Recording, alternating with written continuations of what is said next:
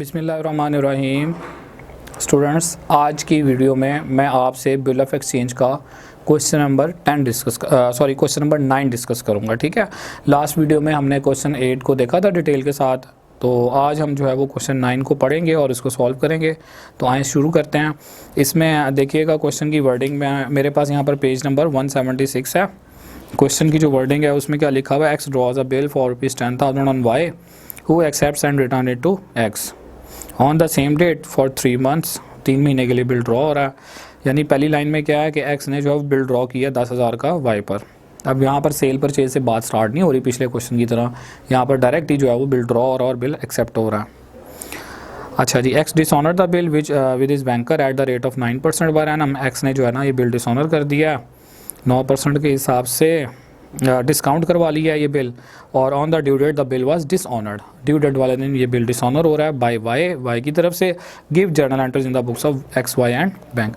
तो स्टूडेंट्स, आपको मैं पहले भी बता चुका हूँ कि हम लोग जो है ना वो जर्नल नीट नहीं बनाएंगे, क्योंकि जगह काफ़ी जो है वो कवर हो जाती है उससे। तो हमने रफ एंट्रीज पास करनी है। नीट जर्नल में सिर्फ आपने लाइन्स ही ड्रॉ करनी है और अब वो एंट्रीज जो है वो पुट कर देनी है।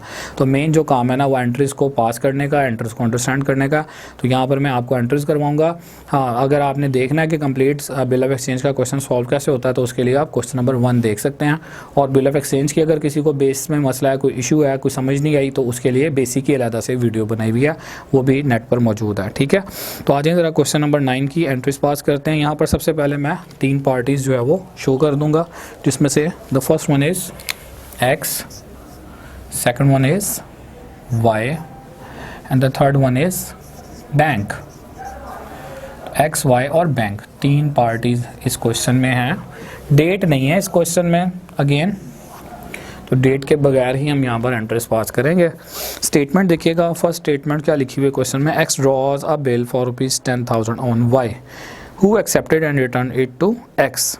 तो एक्स ने बिल ड्रॉ करना है वाई पर 10,000 का, वाई ने उस बिल को एक्सेप्ट करना है और वापस दे देना एक्स को। तो यहाँ पर आप बिल ड्रॉ करने की एंट्री क्या होती है, बताया था कि जो पार्टी बिल ड्रॉ करती है उसकी बुक में बिल रिसीवेबल अकाउंट डेबिट होता है हमेशा, और जो पार्टी बिल एक्सेप्ट करती है उसकी बुक में बिल पेएबल अकाउंट क्रेडिट होता है हमेशा। इसके लिए ये बिल लायबिलिटी है, इसके लिए बिल एसेट है। तो इसने बिल ड्रॉ किया और दूसरी पार्टी ने वो बिल एक्सेप्ट कर लिया। अगर हम यहाँ पर देखें तो ये वाई को क्रेडिट कर देगा और ये पार्टी जो है वो एक्स अकाउंट को डेबिट कर देगी। डेबिट और क्रेडिट करने की रीजंस काफ़ी डिटेल से पिछले क्वेश्चंस में डिस्कस हो चुकी हैं। फिर देख लें, इसने किसी वजह से पैसे लेने होंगे ना वाई से। तो अब यहाँ पर हम इस चैप्टर के अंदर क्या पढ़ रहे हैं, सोर्स के पैसे लिए किस तरह से जाएं। तो मेन सोर्स जो है ना वो बिल ही है। तो बिल के थ्रू अगर एक्स ने पैसे लेने हैं तो उसने एक डॉक्यूमेंट लिखनी है, ठीक है, और उसके बाद वाई से उसके ऊपर साइन करवा लेने हैं। जब खुद साइन करेगा तो ये ड्रॉयर बन जाएगा, जब वाई से साइन करवाएगा तो वाई ड्रॉई हो जाएगा। इसके एंड पर बिल ड्रॉ होगा, उसके एंड पर वो बिल एक्सेप्ट होगा उसके साइन होने की वजह से। जिसने बिल के पैसे लेने होते हैं उसके लिए वो बिल रिसीवेबल होता है, जिसने बिल के पैसे देने होते हैं उसके लिए वो बिल पेएबल होता है। जिसने बिल के पैसे लेने हैं लाजमी बात है उसको बिल से फ़ायदा है, तो इसलिए वो बिल उसके लिए एसेट है। जिसने बिल के पैसे देने हैं उसके लिए बिल लायबिलिटी है, उसकी जिम्मेदारी है, लायबिलिटी इंक्रीज़ हो। तो इसने जो है वो वाई को जो है वो क्रेडिट क्यों किया है, क्योंकि ओल्ड बुक में यहाँ पर बाद उसने बिल ड्रॉ करने के से शुरू किया है, यानी बिल के पैसे लेने। अब वजह नहीं बताई हुई, आप ये देखें ना, पिछले क्वेश्चन में रीज़न बताई हुई थी कि एक्स गुड्स सेल कर रहा है इतने रुपए की और इसलिए उसने पैसे लेने की वजह से बिल ड्रॉ किया। यहाँ पर ये नहीं, यहाँ पर डायरेक्ट ही हो रहा है कि बिल ड्रॉ हो रहा।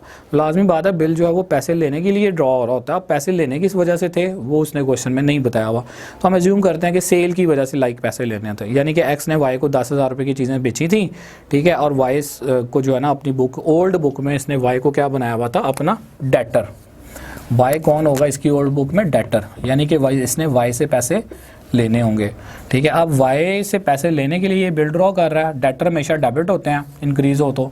अब जब बिल के पैसे लेने हैं तो डेटर अकाउंट जो है ना वो क्रेडिट हो जाएगा, यानी कि डेटर या अकाउंट सेबल अकाउंट क्रेडिट हो जाएगा।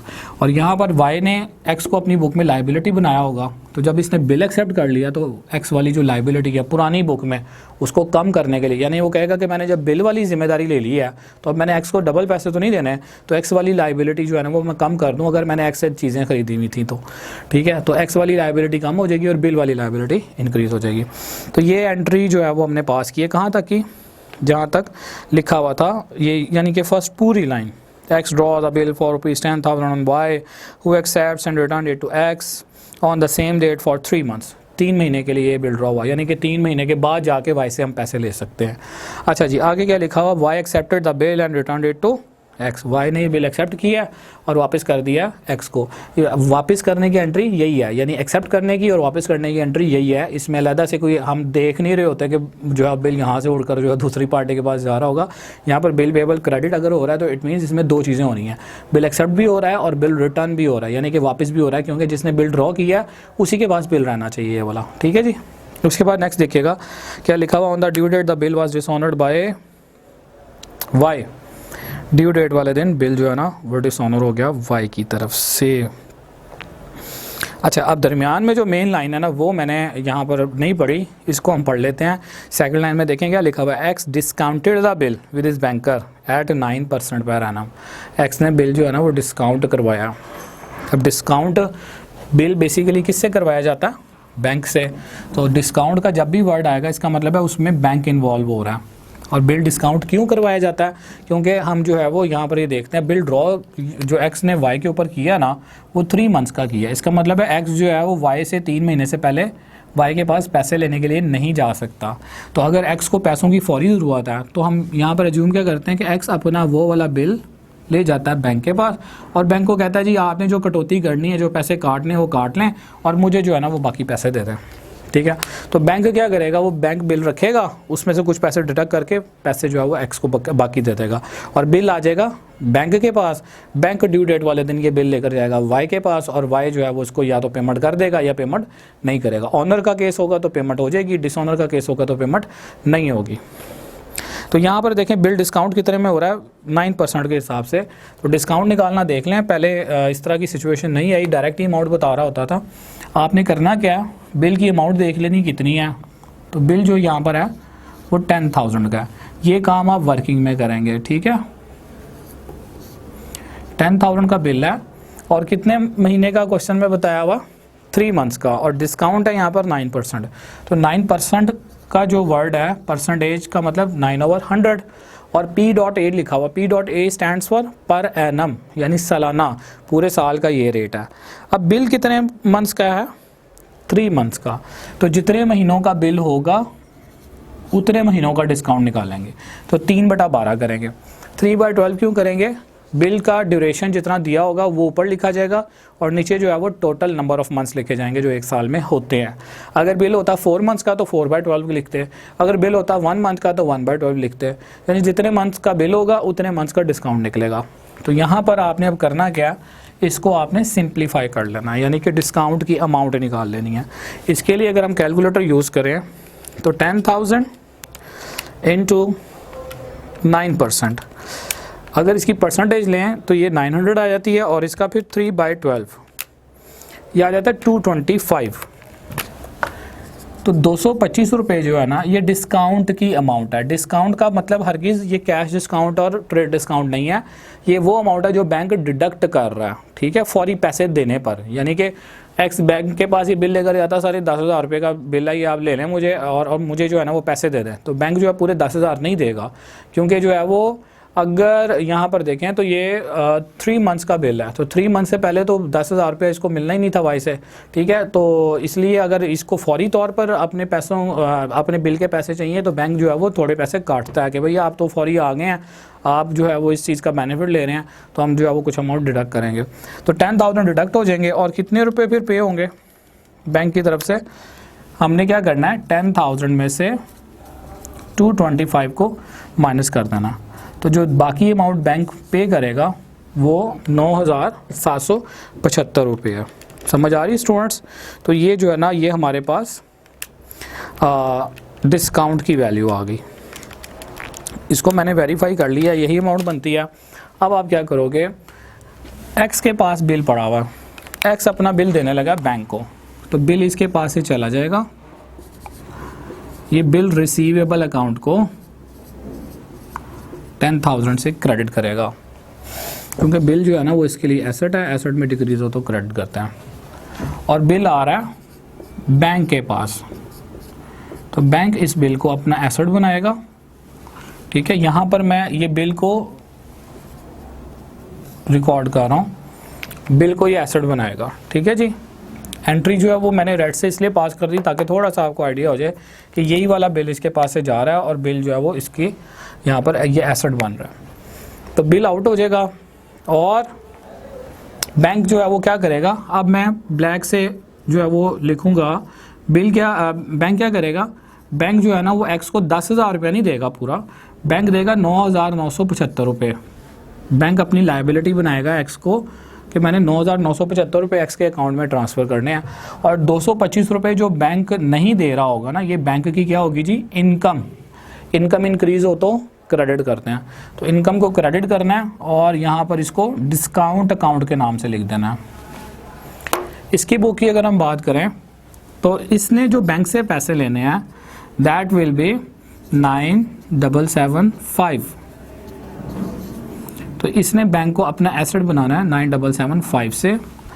बिल इसके पास से गया था 10,000 का, जिसके बदले में इसको 9,775 रुपये मिल रहे हैं। तो जो 225 रुपये नहीं मिल रहे होंगे एक्स को, वो इसके लिए एक्सपेंस है और इस एक्सपेंस को ये डिस्काउंट अकाउंट के नाम से लिखेगा। आपकी ट्रांजैक्शन कंप्लीट होगी, लाइन ड्रॉ करेंगे और इधर आप लिखेंगे narration, that is bill discounted by bank या बिल डिस्काउंटेड, इतना लिखा जा सकता है। और यहाँ पर भी जो है वो लिखा जा सकता है बिल डिस्काउंटेड बाय एक्स, या सिंपल बिल डिस्काउंटेड।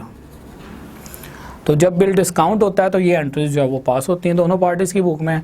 ड्रॉई की बुक में कोई एंट्री पास नहीं होती। बिल जहाँ मर्जी चला जाए, एक्स यानी जो ड्रॉयर है वो बिल जिसको मर्जी दे दे, वाई का उससे कोई कंसर्न नहीं है। वाई का जस्ट कंसर्न ये है कि ड्यू डेट वाले दिन या तो उसने पेमेंट करनी होती है या उसने पेमेंट नहीं करनी होती। लास्ट एंट्री देख लें जी, on the due date the bill was dishonoured by Y. आखिरी दिन जो है ना बी वाई जो है इस बिल की पेमेंट नहीं कर रहा। अब बिल है किसके पास, बैंक के पास है। ठीक है जी, ड्यू डेट वाले दिन होगा क्या, अब बैंक जो है ये बिल शो ऑफ करेगा वाई को, लेकिन वाई जो है ना वो इस बिल की पेमेंट नहीं कर रहा। तो वाई के हवाले से जब हम यहाँ पर देखेंगे तो एंट्री क्या पास होगी, ये बिल पेएबल अकाउंट को डेबिट करेगा। अगर बिल ड्यू डेट वाले दिन ऑनर ना हो तो बिल को ख़त्म किया जाता है। अकाउंटिंग में किसी चीज़ को कैंसिल करना हो, क्रेडिट हो तो उसको डेबिट करते हैं, तो डेबिट कर देंगे। और यहाँ पर ये वाइज अकाउंट को, सॉरी एक्स अकाउंट को ये क्रेडिट करेगा। क्रेडिट क्यों करेगा, बिल इसने कैंसिल कर दिया और एक्स को दोबारा से ही अपनी लायबिलिटी बना लेगा कि मैंने एक्स के पैसे अभी भी देने हैं। और अगर हम बात करते हैं बैंक की बुक की, तो बैंक ने इस बिल को अपना बनाया हुआ था एसेट कि मुझे इस बिल का बेनिफिट मिलेगा, लेकिन ड्यू डेट वाले दिन जब वाई ने बैंक को पैसे नहीं दिए तो बैंक ने इस बिल को कैंसिल कर देना, ख़त्म कर देना। डेबिट है तो क्रेडिट कर देंगे और ये एक्स को फुल अमाउंट के साथ रिसीवेबल बना लेगा।